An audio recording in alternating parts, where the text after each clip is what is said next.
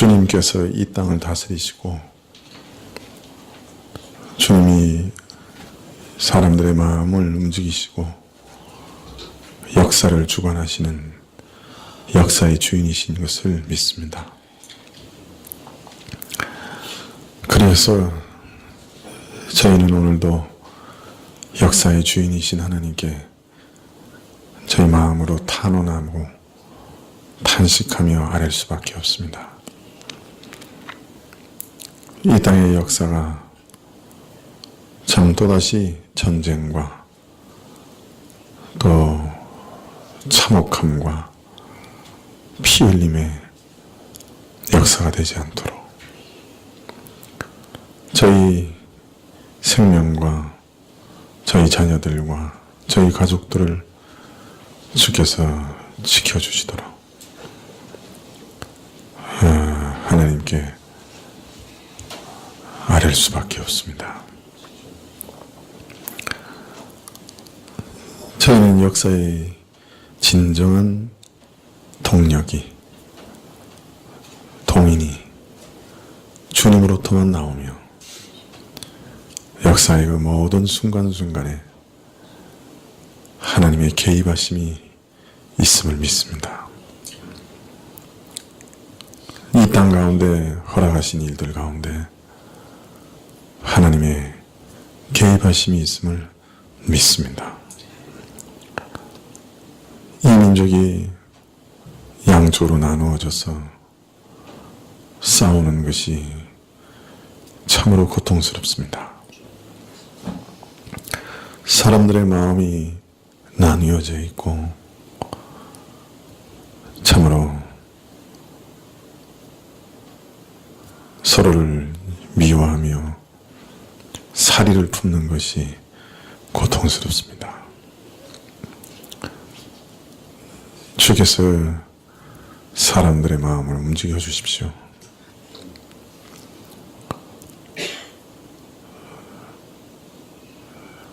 이 나라가 세워진 민주주의의 기틀이 무엇인지 백성들이 이해할 수 있게 해주시고 법치가 무엇인지 이해할 수 있도록 도와주셔서 이런 일반적인 은총 가운데 이 나라가 혼란으로 치닫지 않도록 주님께서 역사해 주시기만을 간절히 기도드립니다.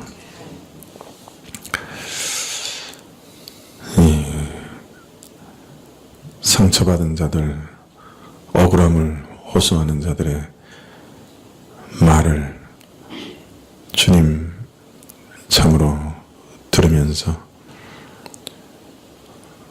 하나님 이외에는 참으로 묶여져 있는 것들을 풀 수 없겠다 하는 참 절망감을 느낍니다.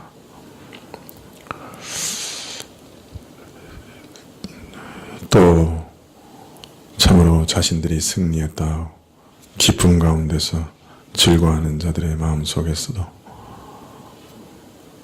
다른 연약한 자들을 배려하는 그 배려심을 찾을 수 없음으로 인해 두려워합니다. 주님, 어떻게 이 어그러진 일들을 바로 펼 수 있을지요? 사람을 의지하지 않고 하나님을 의지하고자 하오니 하나님 이 땅의 여론을 움직여 주시고 사람들의 생각을 바꾸어 주시고 드러나야 할 모든 것들은 드러나게 하시고 감추어지지 않게 하시고 그래서 국민들이 올바른 판단을 할 수 있도록 도와주시기를 원합니다.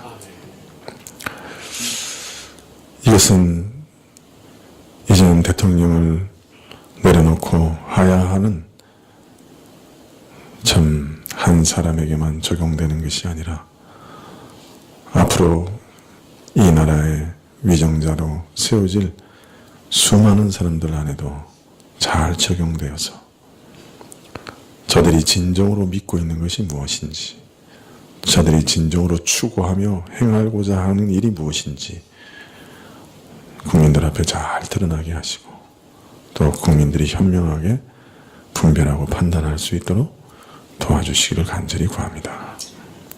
시간이 매우 없기 때문에 또 다시 성급하게 선택하고 분별하다가 더 큰 낭패를 당하지 않도록 우리 국민 가운데 현명함을 성령께서 허락하여 주시옵소서. 교회가 이러한 일로 인해 서로 나누어지고 신구 세대가 서로 나누어지는 참혹함을 봅니다. 그리스도의 피로 사신 교회가 어찌 이런 하찮은 일로 나누어질 수 있겠습니까? 주님 불쌍히 여겨주시고 교회는 항상 생명을 전하며 영원한 운명을 좌우하는 그 복음에 창념하고 수백 년이 지난 후에도 모든 사람들이 올바로 행했습니다. 당신들의 판단이 양심과 도덕률에 비추어 보았을 때 옳았습니다. 라고 판단할 수 있는 일에만 목소리를 낼 수 있도록 도와주십시오.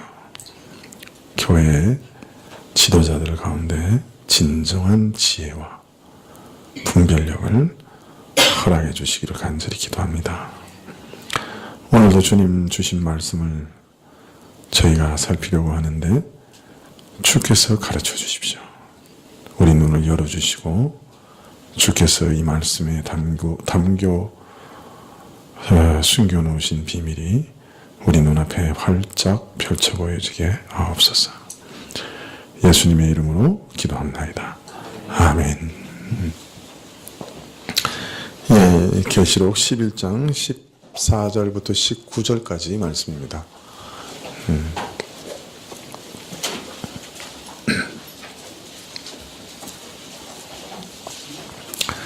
계시록 11장 14절부터 19절까지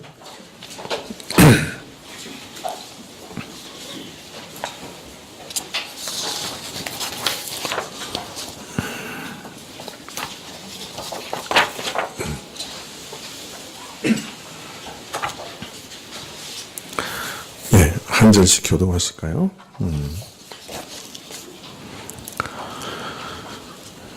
둘째 화는 지나갔으나 보라 셋째 화가 속히 이르는도다. 일곱째 천사가 나팔을 불어 하늘에 큰 민족이 나서 세상 나라가 우리 주와 그 그리스도의 나라가 되어 그가 세계적으로 왕으로 하신 것이다. 하나님 앞에 자기 보좌에 앉은 24장로들이 엎드려 얼굴을 대고 하나님께 경배하여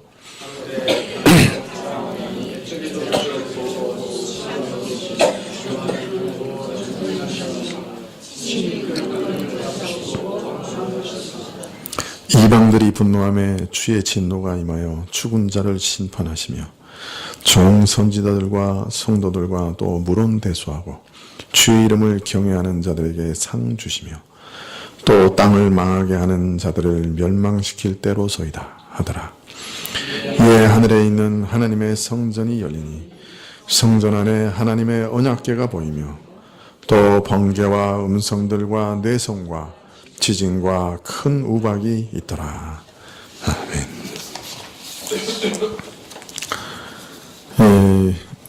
14절에 둘째 화는 지나갔으나 보라 셋째 화가 속히 이르는도다. 자, 이 말씀을 보면 이제 오늘 우리가 읽어보니까 오늘 우리가 읽은 곳은 몇 번째 나팔이 나오는 거예요? 네? 일곱째 천사가 15절에 보니까 나팔을 불매. 그래서 이제 일곱 번째 나팔이 나오는 거죠.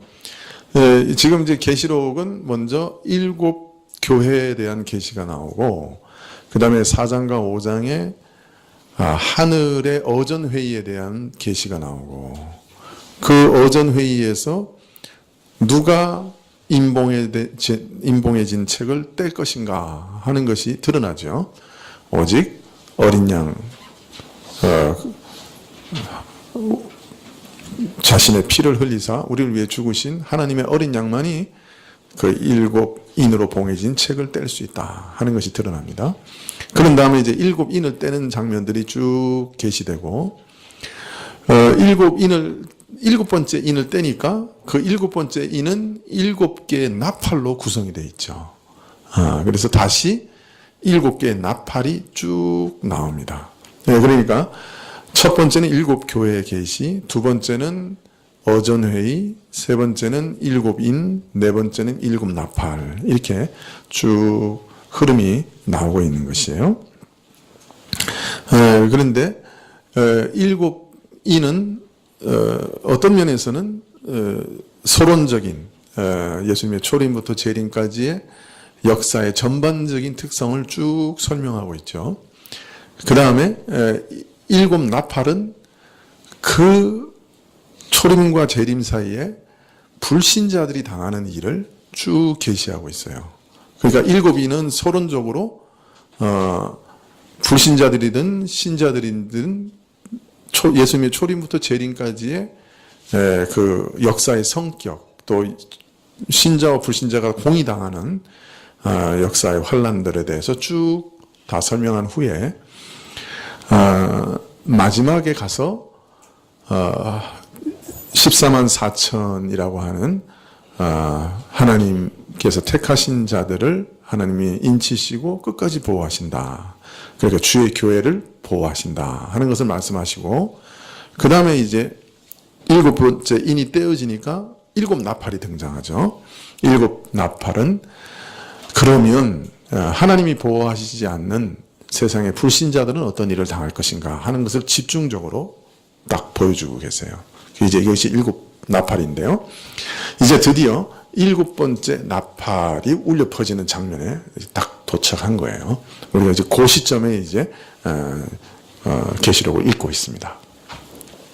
자, 먼저 7인을 통해 초림과 재림 사이의 전체적인 서베이, 전체적인 역사의 흐름에 대해서, 특징에 대해서 얘기하시고, 7나팔을 통해서는 불신자들이 당할 일들에 대해서, 불신자들을 향한 하나님의 진노와 심판에 대해서 쭉 설명하고 계시는 거예요.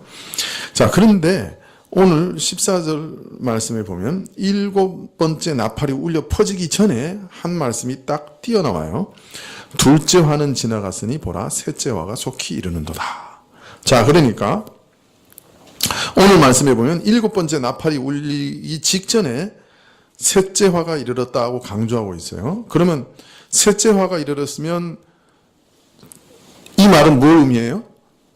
첫째와 둘째 화는 어떻게 됐다는 거예요? 지나갔다는 얘기죠. 그죠? 첫째와 둘째 화는 지나갔다. 그렇게 얘기가 되는 것이죠. 기억하실지 모르겠습니다만은 이 화라는 얘기가 첫째, 둘째, 셋째 화가 나오는 장면이 계시록 8장 13절에 있습니다. 계시록 8장 13절에 보면 내가 또 보고 들으니 공중에 날아가는 독수리가 큰 소리로 이르되 땅에 거하는 자들에게 화가 있으리로다. 이 외에도 새 천사의 불 나팔 소리를 인함이로다. 이렇게 말하고 있어요. 자, 그러니까 이게 독수리라고 하는 것은 어디에 잘 모이는 새라고 그랬어요? 네? 시체. 네, 그러니까 죽음에 모이는 새란 말이에요. 이 독수리가 아주 기분 나쁜 고함을 외치고 지나가요. 뭐라고 외치고 있어요? 화로다. 그것도 3번 얘기해요. 그러면서 왜 3번 화라고 얘기했느냐? 새 나팔이 아직 남아있기 때문이다. 이렇게 얘기하고 있어요. 자, 그러니까 7 나팔 재앙 중에 4 나팔 재앙이 지나간 후에 이 독수리가 등장한 거예요. 공중에 날아가는 독수리가 등장하면서 큰 소리로 앞으로 화가 있을 것이라고 외쳤어요. 그러니까 앞으로 남아있는 새 나팔은 앞에 지나간 4 나팔과는 좀 구별되는 매우 특별한 재앙이다 하는 것을 이 독수리가 지금 알리고 있는 거죠. 화라고 얘기하면서. 그리고 계시록 9장 12절에 가면 첫째 화는 지나갔으나 보라 아직도 이후에 화 둘이 있으리로라 라고 6째 나팔이 울리기 직전에 첫째 화는 지나갔다라고 이렇게 말씀하고 있어요. 여섯째 나팔이 지나가기 전에 첫째 화가 지나갔다 하고 얘기하셨으니까 분명 첫째 화는 다섯 번째 나팔이죠. 그죠? 아까 8장에서 화 하면서 세 나팔이 남았다고 얘기했는데 그 중에 이제 다섯 번째 나팔이 울려 퍼진 다음에는 뭐라고 얘기하고 있는 거예요? 첫째 화가 지나갔다. 이렇게 얘기하고 있는 거예요. 그러니까 다시금 확증하고 있는 거죠. 그러니까 다섯 번째 나팔이 뭐예요? 첫째 화죠. 네, 그래서 무저갱에서 나온 황충으로 인해 불신자들이 살지도 죽지도 못하는 고통을 당하는 것을 첫째 화라고 얘기했고 이후에 화 둘이 있을 것이다 이렇게 얘기하고 있어요. 그런데 오늘 계시록 11장 14절에는 둘째 화는 지나갔으나 보라 셋째 화가 속히 이르로다 이렇게 얘기해요. 그러면 다섯 번째 나팔이 첫째 화고 그 다음에는요. 여섯 번째 나팔이 둘째 화다라는 걸 알 수 있죠. 여섯 번째 나팔이 울리자 유브라데에서 결박한 네 천사가 놓여나서 정한 때에 사람 3분의 1을 죽이고 그 이후에 11장 막간에 보면 사단의 세력에 지배를 받으면서 거룩한 성소를 짓밟고 그리스도를 증거하는 두 증인을 무참하게 사륙하던 자들 중에 7천이 죽으며 큰 성이 10분의 1이 무너지는 재난 이것이 두 가지 재난이 나오는데 사람 3분의 1이 죽는 것과 큰 성 10분의 1이 무너지면서 7천이 죽는 두 가지 재난이 있는데 이것이 모두 둘째 화라는 것입니다. 이 둘째 화는 그래서 유브라데스 즉 교회의 경계선을 무너뜨리고 교회가 교회됨을 유지할 수 있는 것을 무너뜨리고 세상의 사상과 문화와 권력들이 교회를 침범하여 그로 인해 세상 사람 3분의 1이나 되는 사람들이 죽어가는 그 무서운 재앙과 또 이런 재앙 속에서도 종래 회개치 않는 자들을 향해 하나님이 베풀어 주신 선한 조치 즉 복음을 증거하는 두 증인들을 거부한 자들에게 쏟으시는 하나님의 심판이 바로 둘째 화다 이렇게 말씀하고 있습니다. 무슨 말을 하고 있는지 이해가 되십니까? 여러분이 이렇게 안 적으시면 못 따라오실 것 같은데요. 거기 더해서 오늘 감자가 몹시 맛있었거든요. 그것을 마음껏 드신 분들은 지금쯤 아마 제 설교가 몹시도 알아듣기 힘든 자장가로 들리실 거예요. 저도 이렇게 설교하고 싶진 않아요, 사실. 그런데 이걸 또 설명 안 할 수도 없고. 자, 그리고 나서 오늘 말씀에 둘째 화는 지났으나 보라 셋째 화가 있다 라고 말씀하신 것은 일곱째 나팔을 남겨두면서 이 말을 하고 계시다고 하는 것은 이제 일곱째 나팔이 셋째 화다라고 하는 것을 이제 보여주고 계시는 것이죠. 근데 여기서 보면요, 요한이 하나의 문학적인 기법을 사용해요. 이걸 뭐라 그러죠? 자, 첫째 화는 지나갔으나 보라 아직 이후에 화 둘이 이를 것이다. 또 오늘 말은 둘째 화는 지나갔으나 이제 셋째 화가 속히 이를 것이다. 이런 것들을 뭐라 그래요? 문학적으로 이걸 점층법이라고 할 수 있나요?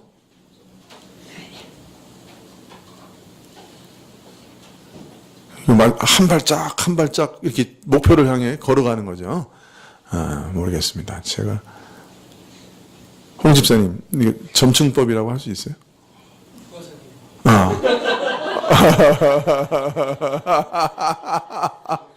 그러네요. 점층법이라고 할 수 있어요? 없어요? 자, 하여튼 할 수 없대요. 점층법은 눈이 내립니다. 많은 눈이 내립니다. 더 많은 눈이 내립니다. 뭐 이런 식이죠. 근데 이거는 약간은 다른 건데. 그러나 하여튼 그거 비슷해요. 그죠? 뭔가를 목표를 두고 지금 이렇게 다가가고 있는 거예요. 예. 설교 때는 다 졸다가 딴 얘기를 하면 전부 다 깨신단 말이에요. 이걸 어떻게 해야 되는 거예요? 자, 왜 이렇게 자꾸 얘기하는 거예요? 그 마지막 나팔과 더불어 계시될 내용을 의식하면서 지금 긴장을 점점 고조시키고자 하는 거예요. 요한이. 그러니까 다른 말로 말하면 이게 지금 화 얘기를 벌써 8장부터 하고 있는데 첫째 화, 둘째 화, 그 다음에 이제 셋째 화가 남았다. 이렇게 쭉 해온 의도가 뭐예요? 요한의 의도가 뭐예요? 7번째 나팔에 우리의 눈을, 우리의 관심을 주목시키려는 거죠. 거기 초점을 딱 맞춰서 드디어 7째 나팔이다. 이제 이렇게 지금 얘기하고 있는 거예요.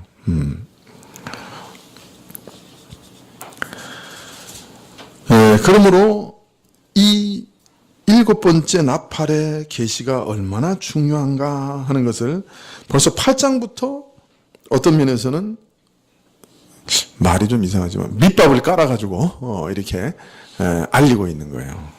그러니까 이 요한은 지금 굉장히 이 7번째 나팔에 이렇게 집중하고 있는 거죠. 지금까지 알리신 그 모든 내용의 절정이요, 그것을 마감하는 중요한 내용이 될 것이다 하는 것을 이런 방식으로 암시하고 있는 것이죠. 이런 방식은 그런데 사실은 인 계시를 할 때도 벌써 나오죠. 인 계시를 할 때도 그 첫째부터 넷째까지는 말탄자로의 계시로 하나로 묶고, 그 다음 5째부터 7째까지 계시를 또 하나로 묶은 다음에 7번째 계시에 대해서는 더 특별하게 취급하는 이런 방식은 인을 떼실 때도 마찬가지입니다. 6째 인을 떼시는 것과 함께 하늘과 땅의 질서가 붕괴된 것을 통해서 하나님과 어린 양의 진노가 온 땅에 임하는 것을 알리신 다음에 바로 이런 환난 중에서, 이런 환난을 겪으면서도 14만 4천이라고 하는 새 이스라엘이 형성될 것이라는 내용이 7째 인을 떼기까지 상당한 분량 기록되어 있는데요, 오늘 이 나팔 계시도 똑같은 형식으로 기록되어 있습니다. 그리고 7째 인을 떼실 때 잠시 하늘이 고요한 것을 말하면서 이 마지막 7계시가 특별한 것을 알리신 것처럼, 요한은 지금 7째 나팔의 경우에도 최후의 나팔로서 특별한 의미를 가지고 있다는 것을 여러 가지 모양으로 알리고 있는 것이에요. 자, 그래서 우리가 이제 분석해 보니까 첫째 화는 5번째 나팔이고, 둘째 화는 6번째 나팔이에요. 그리고 오늘 보니까 셋째 화는 7번째 나팔이에요. 자, 그런데 문제는 오늘 우리가 읽어봤지만 7번째 나팔에 무슨 화가 있나요? 재앙이 있나요? 찬양밖에 없잖아요.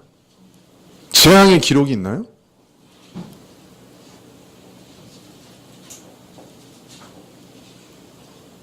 이전에 있었던 사람 3분의 1이 죽고 7천 명이 죽고 막 이런 무서운 재앙에 대한 기록이 여기 있나요?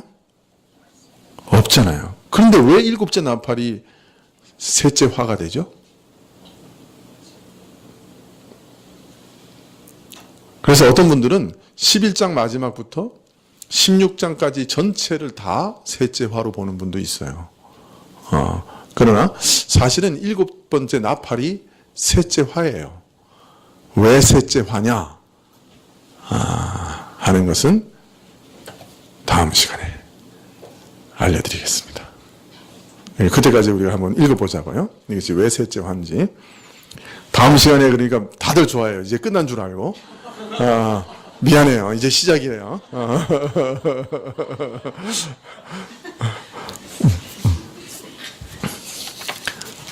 이제 첫 페이지 넘어갔어요. 자, 15절에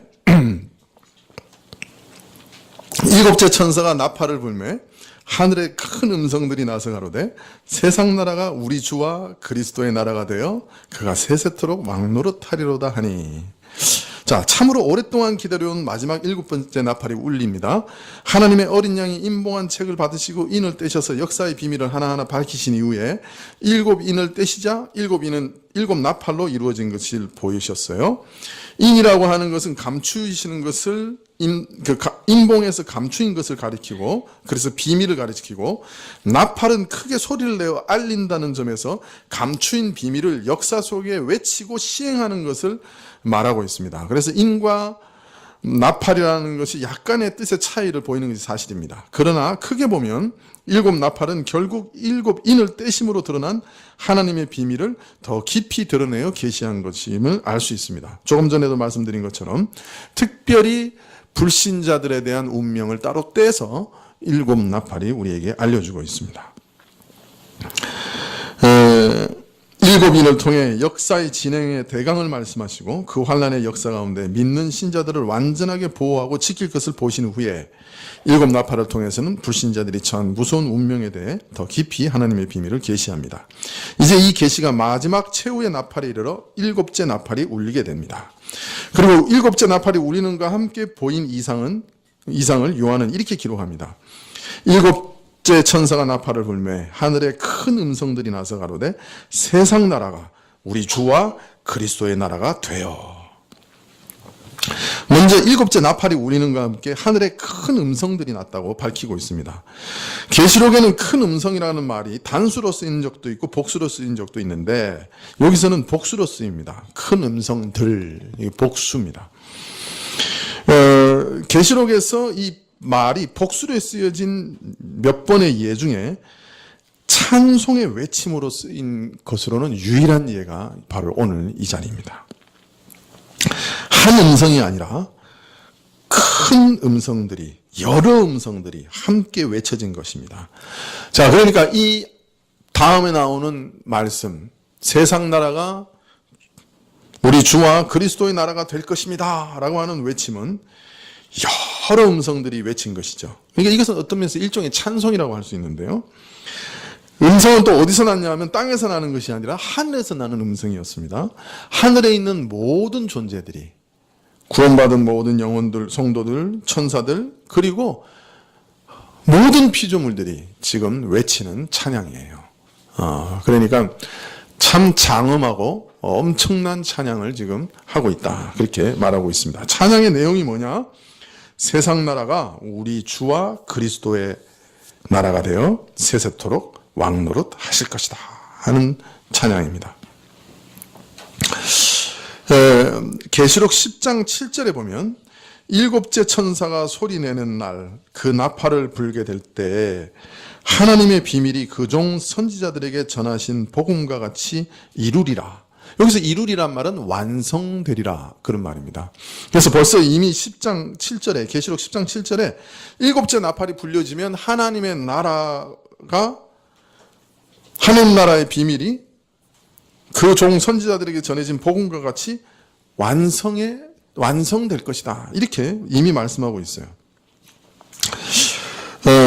즉 7째 나팔은 하나님의 경륜이 완성되는 것을 선포하는 나팔입니다.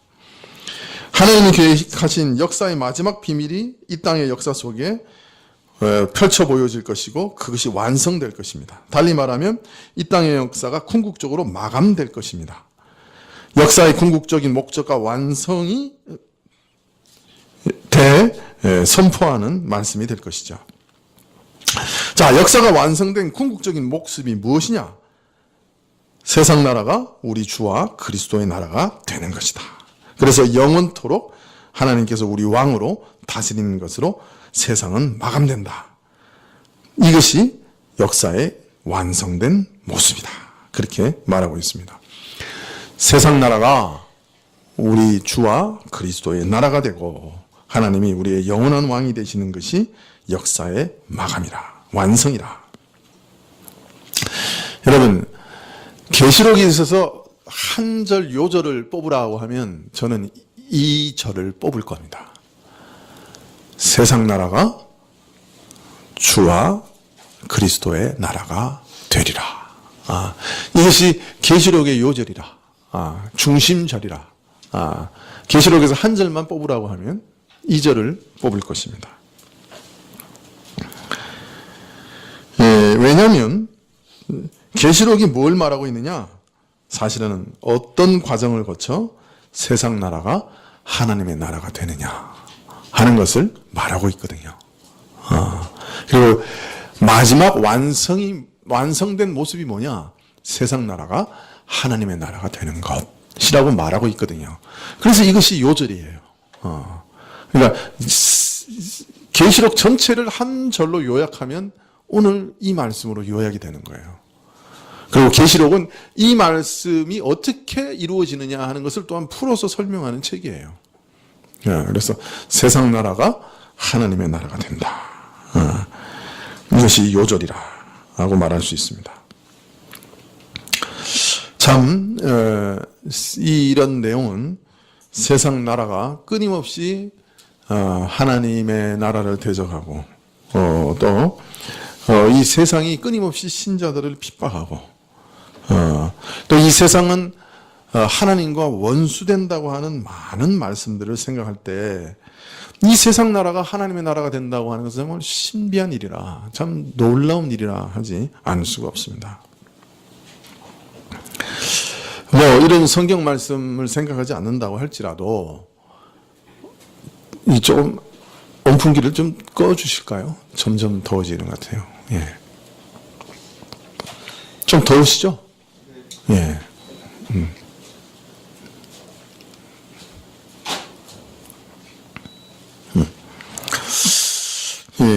참 우리가 세상에 살아보지 않습니까? 이 땅에 어디 하나님의 통치가 이렇게 눈에 띕니까? 이 세상에서 살아볼 때 어떻습니까? 이 세상의 본질이 뭡니까? 항상 하나님 대적하는 거 아니에요? 그죠? 이 세상의 본질 자체가 하나님을 대적하는 거죠. 세상의 쾌락과 유혹으로 사람들의 마음을 현혹해서 사람들의 마음을 움직여서 하나님을 대적하는 방향으로 살아가게 하는 것이죠. 세상의 유행을 한번 보십시오. 그 유행들이 사실은 하나님의 말씀을 철저히 거부하는 것들입니다. 근데 그것이 습관화되고 유행이 되면 견고한 진이 돼서 부술 수가 없어요.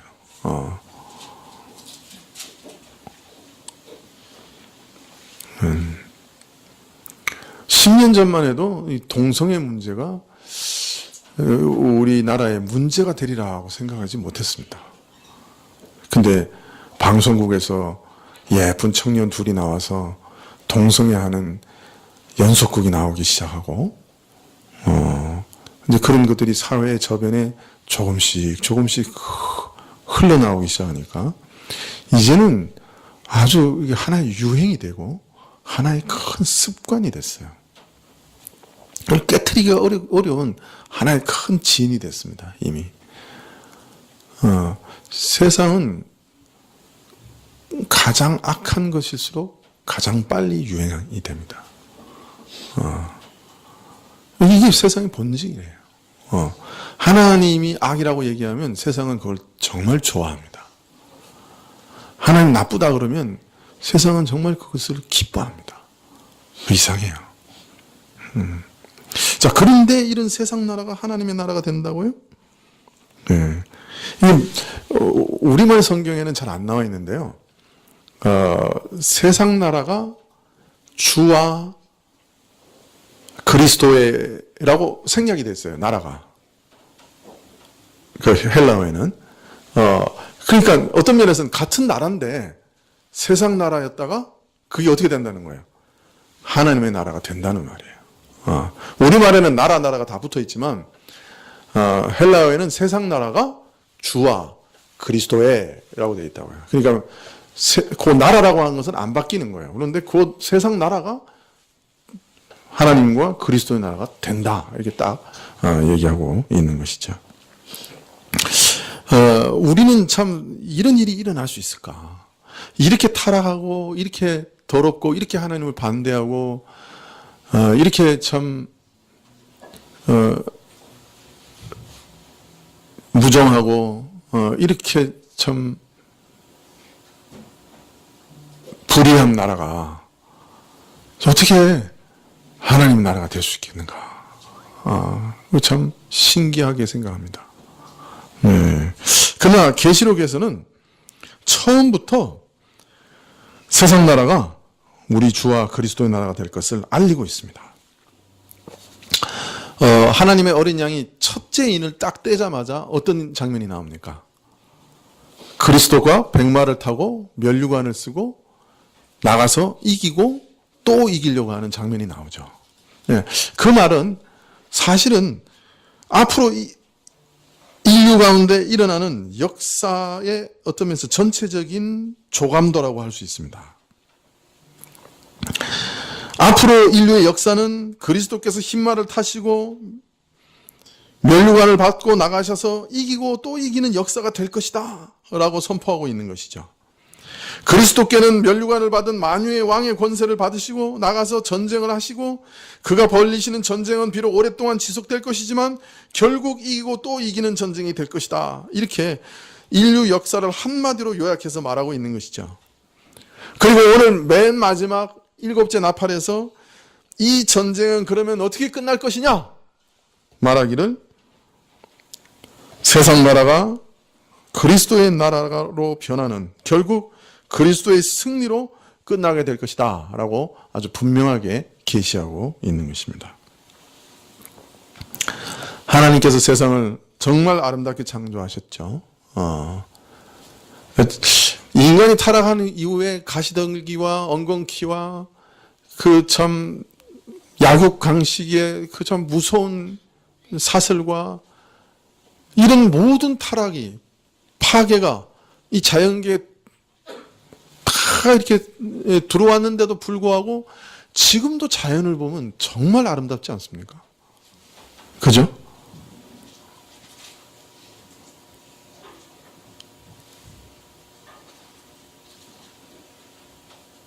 안 아름답습니까?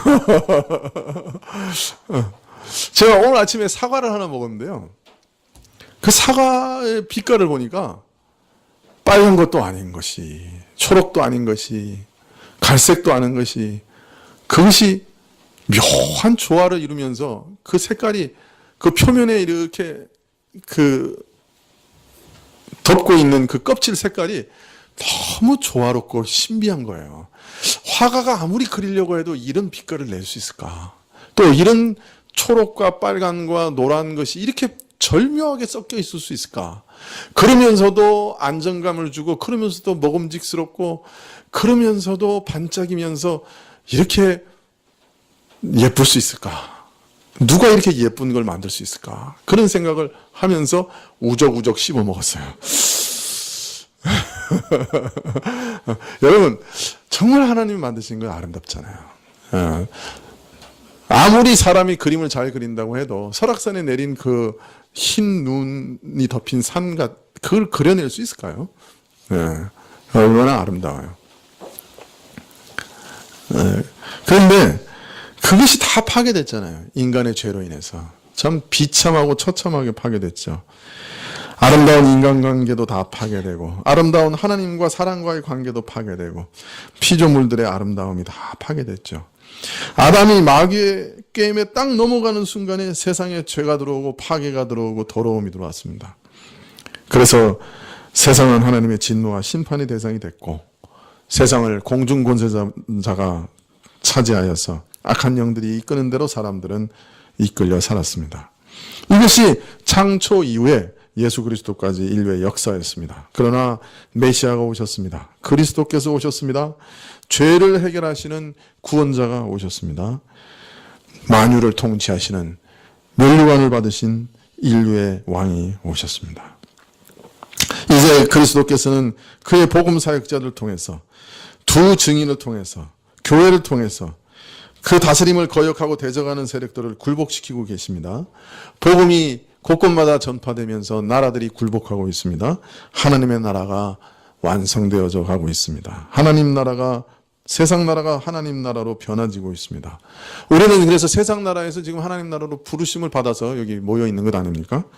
하나님께서 영원히 다스리시는 그 나라 안에 편입됐습니다. 그리고 이제 곧 역사는 마감이 될 것이고 완성될 것입니다. 하나님이 영원히 다스리시는 나라로 완성이 되실 것입니다. 이것이 일곱째 나팔의 계시죠. 자, 바울은 이런 사실을 가르쳐 에베소서 1장 8절부터 이렇게 말합니다.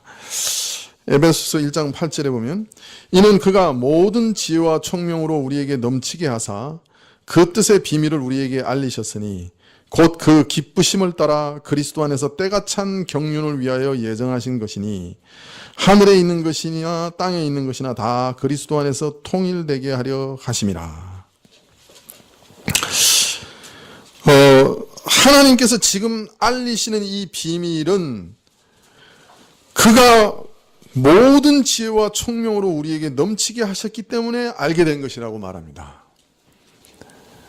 사실 이 에베소서에서 말하고 있는 것이 지금 요한계시록의 7번째 나팔의 계시와 같은 건데요. 바로 이 계시를 우리가 받는 것이 하나님의 모든 지혜와 총명으로 우리에게 넘치게 하셔서 우리로 깨닫게 하시는 비밀이라는 거예요. 지금 우리가 보고 있는 이 역사의 비밀과 이 역사가 어떻게 완성되고 마감될 것인가 하는 이 계시는 그렇게 단순한 게 아니라 하나님의 모든 지혜와 총명으로 우리를 가득하게 하셨을 때 우리가 깨닫게 되는 놀라운 비밀이라는 거예요. 이 비밀을 이렇게 열성껏 소리치고 있는데 존다는 것은 정말 불행한 일이라는 거예요.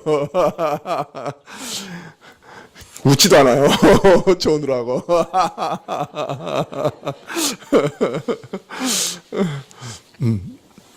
아니, 제 말이 아니에요. 지금 바울이 얘기하고 있는 거예요. 하나님의 모든 총명과 지혜로서 우리에게 알리시는 엄청난 비밀이라는 거예요. 9절에 그 뜻의 비밀을 우리에게 알리셨으니 곧 그의 기쁘심을 따라 그리스도 안에서 때가 찬 경륜을 위하여 예정한 것이다. 이렇게 되어 있습니다. 그의 기쁘심을 따라 그리스도 안에서 때가 찬 경륜을 위하여 예정한 것이다. 이렇게 번역되어 있지만 때가 찬 경륜이라 하는 말은 정확히 번역하면 시간들의 충만에 관련한 하나님의 경륜이다. 그런 뜻입니다. 시간들의 충만에 관련된 하나님의 경륜이다. 즉 시간들이 충만해진 때, 역사가 그 궁극의 목표에 이르게 된 때에 대한 얘기요. 하나님께서 정하시고 지금까지 이루어오신 경륜이 완성되는 때에 대한 얘기라는 거예요. 하나님의 기뻐하심을 따라 역사를 완성하실 것에 대해 관련하여 그리스도 안에서 이루고자 미리 정하신 뜻과 계획이 있다는 거예요. 그러니까 이것은 그리스도 안에서 오래 창세 전에 계획하신 경륜이요. 이것은 시간들의 충만한 때에 대한 비밀이요. 하나님께서 모든 역사를 완성하실 때의 계획이라는 거예요. 이것을 하나님의 모든 지혜와 총명으로 우리로 깨닫게 하시고 계시하시고 우리에게 지금 그 비밀을 열어 보여주고 계시다는 거예요. 그 비밀이 뭐냐? 에베소서 1장 10절에 하늘에 있는 것이나 땅에 있는 것이나 다 그리스도 안에서 통일되게 하려 하시는 것이다. 이렇게 얘기해요. 하나님의 역사 계획의 완성이 뭐냐? 마지막 역사의 끝이 어떻게 끝날 것이냐? 하늘에 있는 것이나 땅에 있는 것이 다 그리스도 안에서 통일되는 것으로 끝나게 될 것이라는 거예요. 하늘에 있는 것이나 땅에 있는 것 전부를 그리스도를 머리로 하는 통일로 이끌어 가실 겁니다. 여러분, 우리가 보면 우리 구원이라고 하는 것이 좀 좁아 보여요. 하나님 앞에 나가서 복음을 듣고 자기 죄를 깨닫고 회개하고 예수님을 영접하고 또 새 사람으로서 성결한 삶을 힘쓰며 살아가고 이것이 구원이라 이렇게 막 가르치면 많은 사람들이 이렇게 얘기해요. 그 구원 너무 개인적인 거 아닙니까? 그 시야와 폭이 좀 이렇게 너무 좁은 거 아닙니까? 좀 이 사회를 어떻게 변혁시키고 이 세상에서 어떤 일을 해야 되고 뭐 이런 거 좀 가르치면 안 됩니까? 그렇게 얘기해요. 그저 우리 교회는 자꾸 한 사람 구원하는 거기에 몰두해가지고 거기 국한되어 있으니 이게 너무 좁다. 이렇게 생각할 수도 있어요. 그리고 그 세상 사람들이 그런 복음을 좀 거들떠 보기나 하겠습니까? 또 그렇게 질문할 수도 있어요. 격렬하고 살벌하게 살아가는 이 하루하루의 삶과 이 세상 현실 속에서 개개인의 삶의 복잡함과 다사다난함에 대해서 생각할 때라도 이 복음은 너무 좁은 것이요. 더 나아가서 나라들과 여러 민족들을 움직이며 세계를 움직여 하는 조직들과 체계들, 각종 조약과 거대한 세계 질서와 비교하면 이 내용이 너무 좁은 거 아니냐. 더 나아가 경제, 군사, 문화, 세계관 등에서 우리가 볼 수 있는 그 막강한 세상의 힘과 조직에 비교하면 이런 복음은 너무나 미미하고 초라한 것 아니냐, 이렇게 생각되어질 수 있습니다. 그저 죄 지은 것 하나님 앞에서 회개하고 그저 용서받고 거룩한 생활에 힘쓰면서 영생 얻기를 기다리는 그 일은 너무 개인적이고 너무 폭이 좁아 보인단 말이에요. 그저 자기 한 영혼 구원받겠다고 그저 애쓰니 참 하찮은 일로 비칠 수도 있는 거예요. 이런 것과 비교해서 참 나라를 좌우하고 세계 역사를 좌우하고 8명이 앉아가지고 그냥 대통령도 잘라내고, 그러니까 얼마나 거대하고 멋있어요. 이런 일과 비교해보면 당신 구원받으세요, 이런 말은 뭐 내놓기가 이렇게 좀 쭈삣쭈삣한 거 아니에요. 좀 쑥스러워요.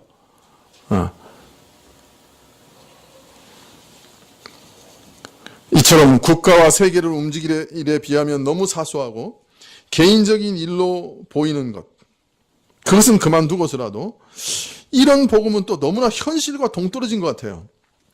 지금 살아가는 사람들의 모습이 어떻습니까? 치열하다 못해 악다구니가 돼서 살아가는데, 그냥 격렬하게 살아가는데 한가하게 뭐 죄인이라든지 뭐 원죄라느니 이런 말을 하니 현실과 너무 동떨어진 거 아닌가? 죄 안 짓고 어떻게 살아가단 말입니까? 라는 말이 입 밖으로 튀어나오게 되는 그런 험악한 환경인데, 죄를 회개하고 용서받고 거룩하게 살라는 말은 듣기는 좋은 말이나 현실과는 너무 동떨어진 것 아닙니까? 이렇게 질문하게 되는 것이죠. 그래서 신자들이 이 복음을 세상 사람들 앞에 내놓기가 참 쑥스러워요. 너무 개인적인 것 같고, 너무 자기 한 사람만 구원받는 거에 대해서 치중하는 것 같고, 세상을 돌아보지 않는 것 같고, 또 세상이 지금 돌아가고 있는 그 추세하고도 맞지 않는 것 같고, 그래서 사람들은 특별한 경우가 아니면 자신의 믿음에 대해서, 복음에 대해서 사람들 앞에서 잘 얘기하지 않으려고 그래요. 이런 얘기를 해도 사람들의 관심과 시선을 끌 만한 대단한 일이 아닌 것 같아요. 어느 집이 맛있는지, 어느 지역에 맛있는 밥집이 있는지 그런 것하고 비교해도 이게 관심을 못 끌 것 같아요. 그리고 우리가 사는 현실하고도 너무 동떨어진 것 같아요.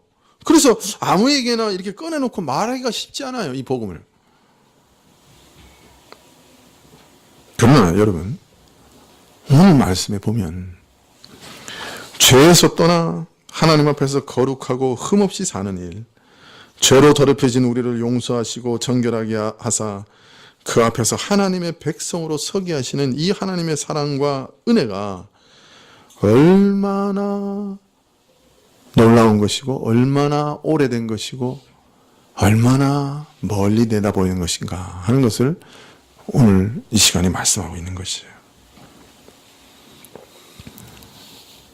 하나님의 백성으로 선택되어서 복음을 믿고 구원받고 거룩한 생활을 하면서 기다리다가 하나님의 나라의 백성으로 서는 일이 시간상으로 거슬러 보면 창세 전부터 거슬러 올라가고 창세 전부터 계획된 일이요. 앞날을 내다보면 그리스도의 성결한 영광을 입고 재림하시는 그 세상 종말에까지 내다보는 대단한 일인 것이죠. 이 일에 관여된 모든 사건들을 살펴보면 태초 이전부터 일이 시작됐고 모든 시간이 끝나는 마지막 역사의 종말까지 이어지는 일인 것이에요. 그 시야가 한없이 넓고 멀고 깊고 높은 일이란 말입니다. 그뿐 아니라 이 복음은 하늘과 땅에 있는 만물을 그리스도 안에서 통일시키시려고 하는, 그리스도를 머리로 만물을 통일시키려고 하시는, 그래서 세상 나라가 그리스도의 나라가 되고 하나님께서 영원히 왕으로 우리 앞에서 다스리시는 그런 거대한 계획의 일부라고 말씀하고 계시는 거예요. 죄를 회개하고 용서받고 거룩한 생활에 힘쓰고 이런 일은 세상 관점으로 보면 너무 비현실적이고 너무 개인적이고 세상의 거대한 권력과 세계를 이끌어가는 모든 구조들, 조약들 이런 것들을 보면 아무 힘없는 무가치한 그런 일로 여겨질지 모르지만, 그러나 바로 하나님께서는 이 일을 통해서, 이 은혜를 통해서 하늘과 땅에 있는 만물을 그리스도의 머리로 통일하려고 하시는 것이에요. 우리가 믿고 순종하는 그 삶은 그저 단순히 나 한 사람이 믿고 순종하는 것으로 그치는 것이 아니라 만물을 그리스도 안에 통일하시고 만물을 그리스도께 복종케 하시고 이 세상을 그리스도의 나라로 바꾸시려고 하는 그 일의 일부분인 것이에요. 그 일의 시작인 것이에요. 그 일을 통해 세상을 하나님 나라로 바꾸시는 거예요. 그 일을 통해 하나님 나라의 백성을 모집하고 계신 거예요.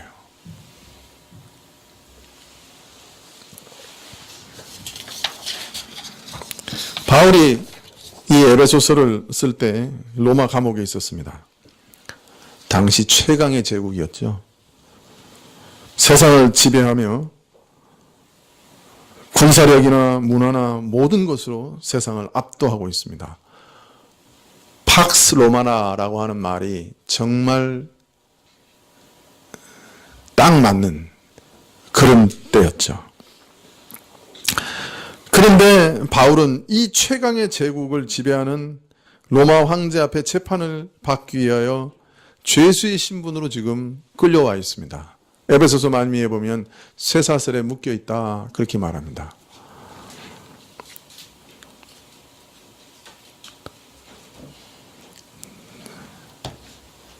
갇혀있는 신분으로, 죄인의 신분으로 에베소 교회에 편지하면서 영적 스승과 아비로 여기는 바울이 당하는 큰 고통을 염려할 에베소 교회를 향해, 또 한편으로는 복음을 힘있게 전하던 바울이 어떻게 저렇게 되었나, 바울의 모습을 보고 낙심하고 두려워할지 모르는 에베소 교회를 향해 지금 일깨우고 있는 것입니다. 너희 로마 제국 권력이 그렇게 거대하고 막강하게 보이느냐? 그렇게 보일 수도 있다. 명령 한마디만 내리면 하나님의 사도라도 질질 끌고 가고 또 재판에 붙이고 목을 칠 수도 있다. 로마 제국의 세력과 힘이 너에게 절실하게 여겨질 것이다. 그러나 봐라.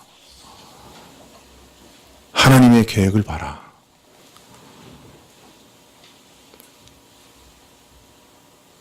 하나님이 이루시려고 하는 나라를 봐라.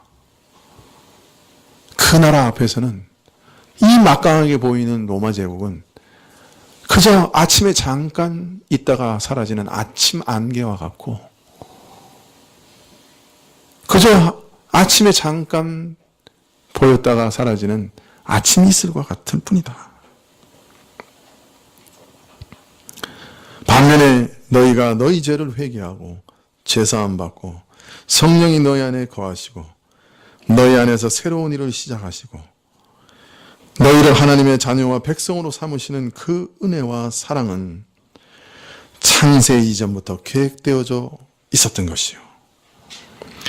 그것이 오늘 그리스도가 오심으로 이 땅에 완연하게 드러난 것이요. 이제 이 계획의 마지막 영광, 세상 종말은 그리스도 안에서 만물이 통일되며 세상 나라가 하나님 나라로 변하는 그런 일로 맞춰질 것이다. 이 나라와 비교한다고 하면 아무리 강력한 로마 제국도 하루 사이에 불과하다. 지금 에베소서를 통해 바울이 그 얘기를 하고 있는 거예요. 모르겠습니다. 에베소서를 받은 에베소 교회 신자들이 이 말씀을 잘 이해했는지도 모르겠습니다. 그러나 오늘은 우리 이 말씀을 잘 이해할 수 있습니다.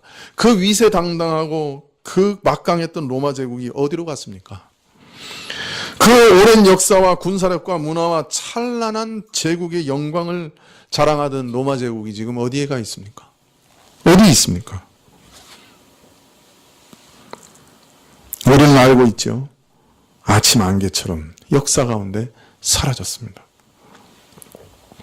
그리고 그 로마가 마음대로 죽이고 불태우고 짓밟는 것처럼 보였던 교회와 그 복음은 지금 온 땅에 충만하게 편만하게 전개되고 있습니다.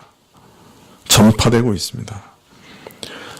그리고 이제 조금만 있으면 우리는 역사의 마지막을 보게 될 것입니다.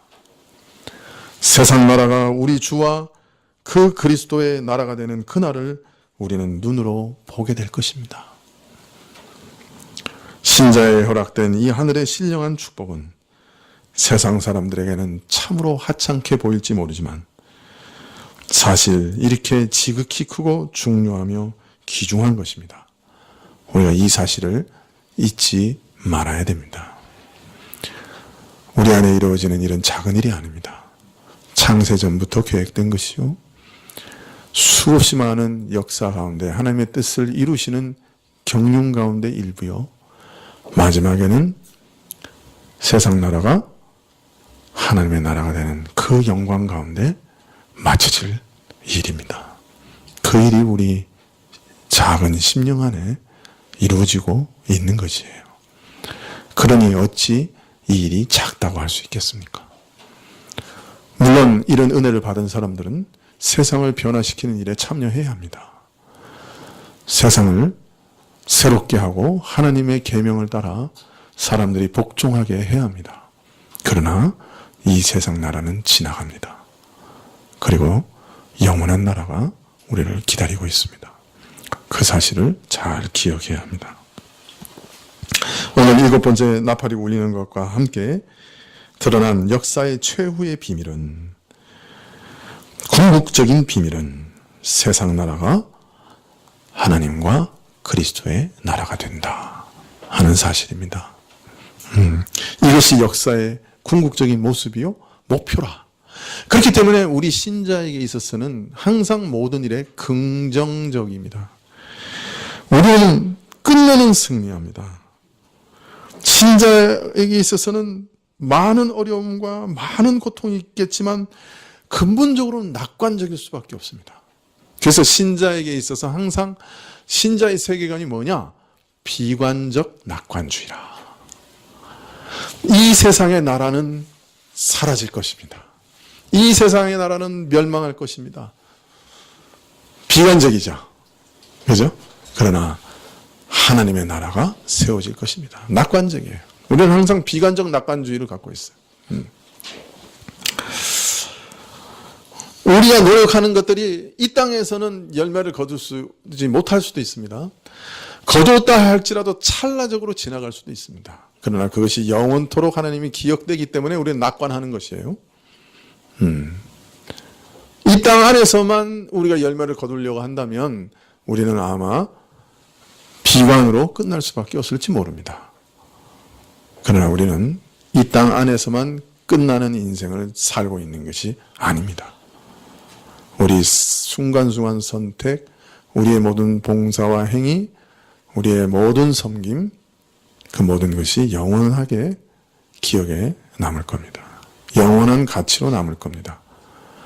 세상 나라가 바뀌어 하나님의 나라가 될 것입니다. 그래서 우리는 비관적이지만 낙관입니다. 끝내는 낙관, 비관주의적인 낙관주의자들입니다.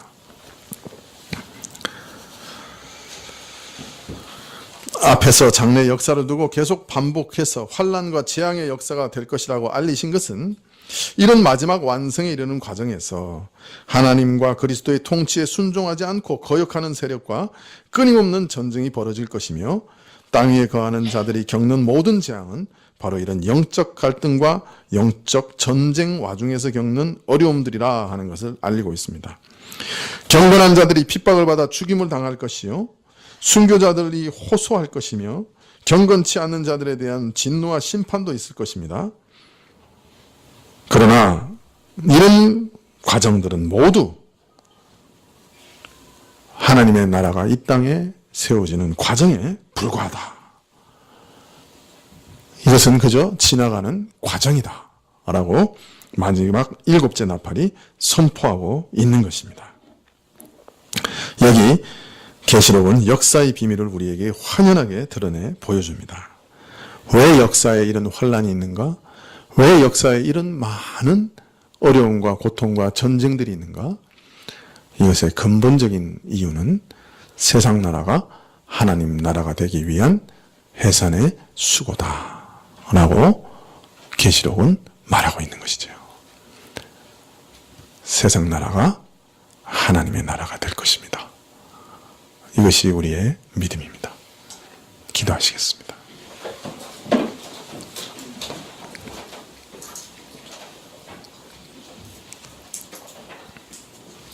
주여, 매주 모여서 듣는 말씀들이 무슨 의미가 있는가? 어떤 때는 회의하게 되기도 합니다. 그러나 그 안에 영혼의 잇대며 태초부터 이어져 내려오는 하나님의 놀라운 경륜이 있음을 오늘 말씀하셨습니다. 우리 눈을 열어주십시오. 우리 안에 일어나는 이 일의 근원이 어디서부터 시작되었는지, 또 마지막이 무엇인지 명백하게 알게 하여 주시옵소서. 그래서 우리가 올바로 서 있을 수 있도록 허락하여 주시옵소서. 예수님의 이름으로 기도합나이다. 아멘.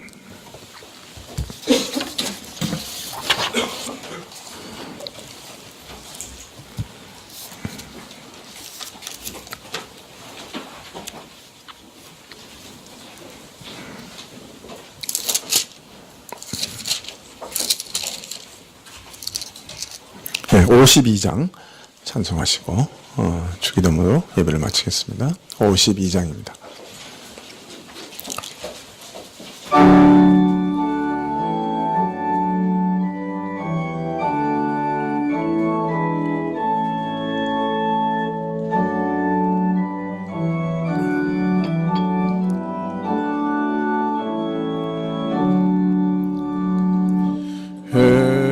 햇빛을 받는 곳마다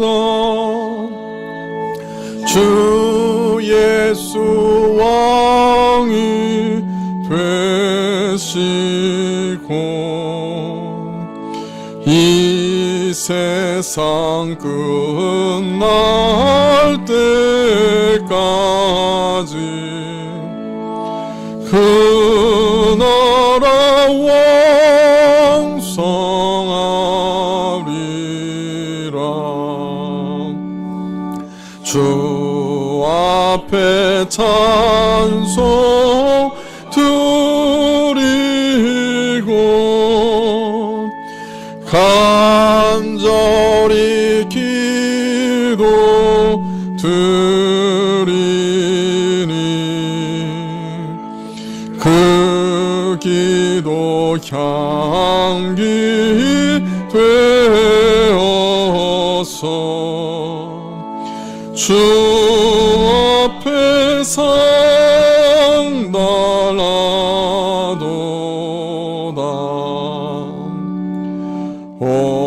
온천하 만국 백성들 그 사랑 찬송하도다.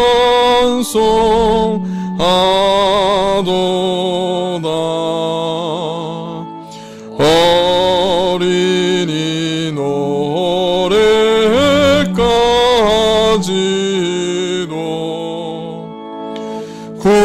구주를 찬송하도다.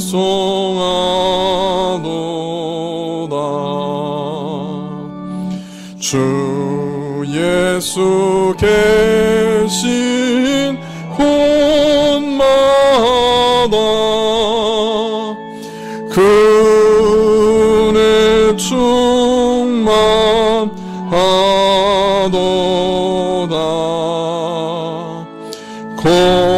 선하고 병든 사람들 다 주의 사랑받도다.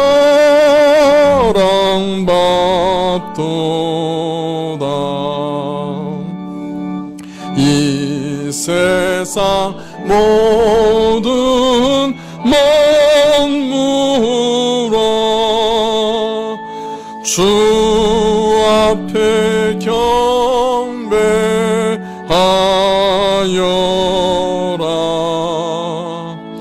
저 천군 천사 다 함께 주 앞에 찬송하여라.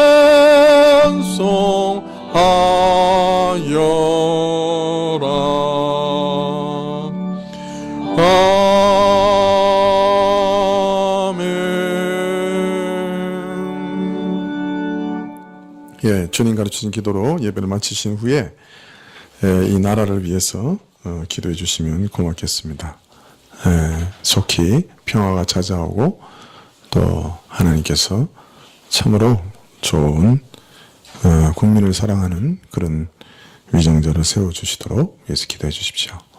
두 번째로 우리 교회가 이제 오래전에 있었던 성가지기를 복원하려고 합니다. 귀한 세 자매가 오늘 예배에 참여했습니다. 이 성가지기가 오늘부터 시작되었는데 어떤 면에서 하나님께서 함께 해주시고 또 그 집에서 안식을 누리되 그냥 육신의 안식이 아니라 참 영혼의 안식을 얻는 그런 귀한 집이 될 수 있도록 위해서 기도해 주시면 고맙겠습니다. 주님 가르치신 기도로 예배를 마치겠습니다. 그리고 끝난 다음에 장로님들 잠깐 모이겠습니다. 주님 가르치신 기도로 예배를 마치시죠. 네. 하늘에 계신 우리 아버지시여, 이름이 거룩히 여김을 받으시오며 나라에 임하옵시며 뜻이 하늘에서 이룬 것 같이 땅에서도 이루어지이다. 오늘날 우리에게 일용할 양식을 주옵시고 우리가 우리에게 죄 지은 자를 사하여 준 것 같이 우리 죄를 사하여 주옵시고 우리를 시험에 들게 하지 마옵시고 다만 악에서 구하옵소서. 대개 나라와 권세와 영광이 아버지께 영원히 있사옵나이다. 아멘.